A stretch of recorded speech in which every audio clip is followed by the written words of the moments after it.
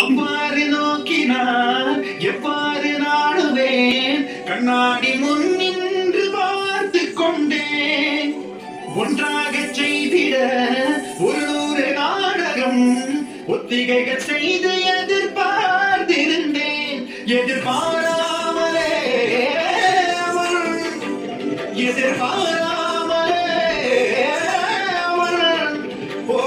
பின்னிருந்து வந்து என்னை பம்பரமாய் சுழற்றி பெருவாயின் வாயோடு வாய்ப்பதித்தான்.